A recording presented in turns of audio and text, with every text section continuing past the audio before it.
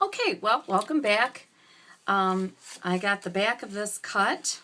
So now you can really see this start to take shape as the body of the haunted house.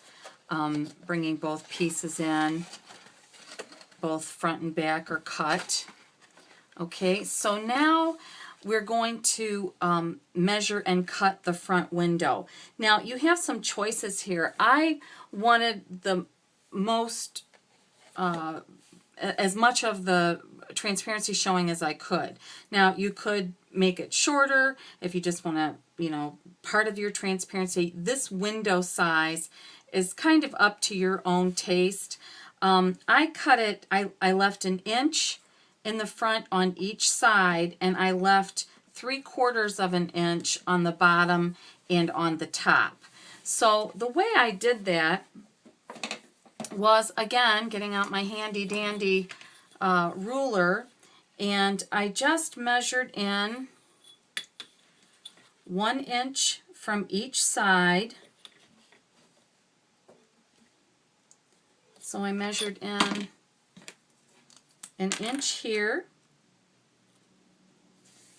and since it's 7.5, I just measured in at 6.5.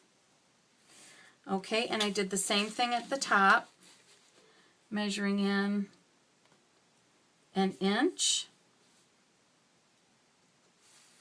and measuring in at 6.5, and then I drew my lines down. So I connect the dots. We never knew when we were kids how much connect the dots would play into our lives. So there's that one. And here is this one.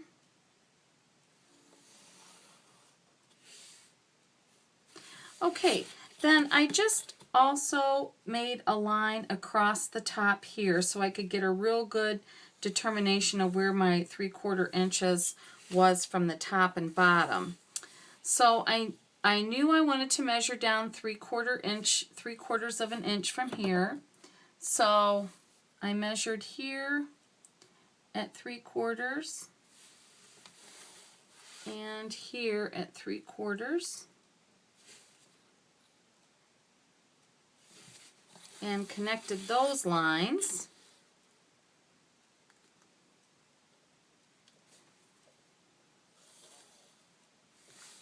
And then I did the same thing coming up from the bottom.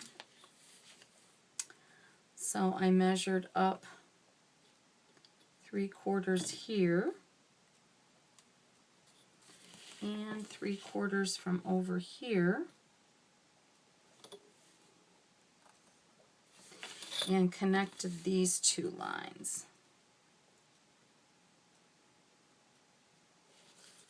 Let's make sure I got the right two lines I'm connecting. These two right here. Okay, so this in here, this is what is going to get cut out for your window for your transparency. And the way I did that was I have this nice little cutting mat here, and I did use my straight edge. Whoops, that's my pencil. I used my craft knife, if I can find it. Here it is. And I cut out these lines here. So I'm going to do that, and then we'll be right back.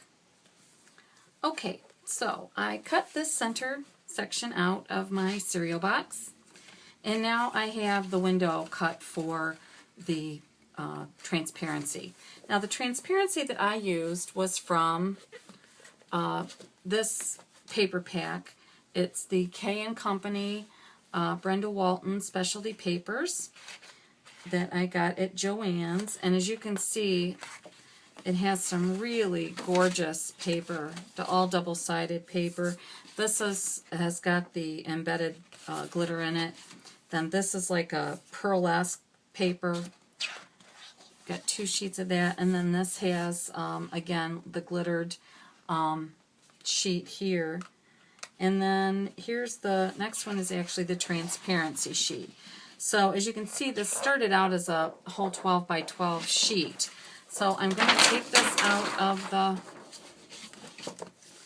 because we are going to use that, but not yet.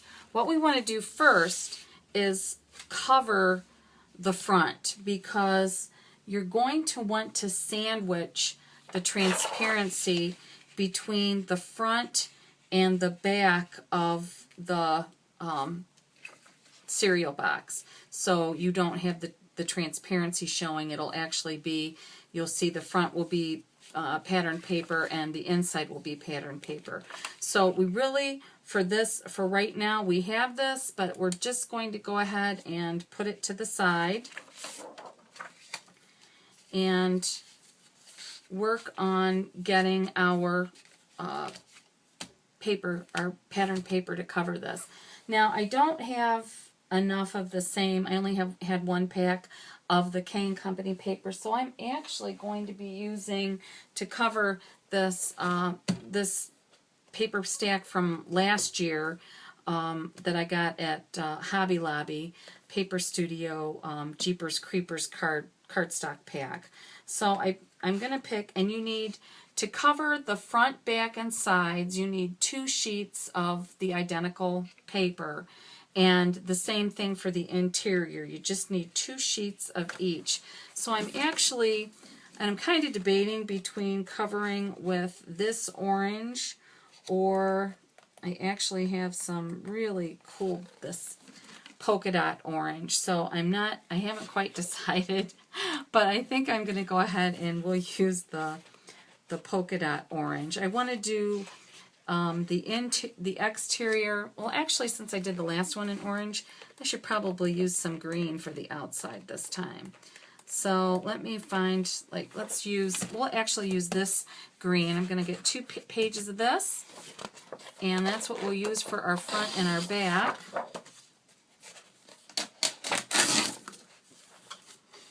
And set this aside. Okay, now we're going to actually trace on the pattern paper the outline of our house, but we're going to leave about a 1/2 inch extra all the way around on the front here. So I'm going to go up about a 1/2 inch from the bottom, and I'm leaving about a 1/2 inch here, and then I'm going to take my ruler again and just give myself about another 1/2 inch here to go up. So I'm going to take my, going to go up here, okay, and then I'm going to give myself about another 1/2 inch on this side. And again, this is all going to be wrapped around the back, so perfection is not necessary. But I do want to come all the way down here. And I did this separately, and you'll see why. But I'm going to bring that, and then I'm just going to extend this to where it meets over here. So I want to extend it about to there. And then I'm going to bring this down. And this will actually end up wrapping around the side. So we're going to cut this piece out. We'll be right back.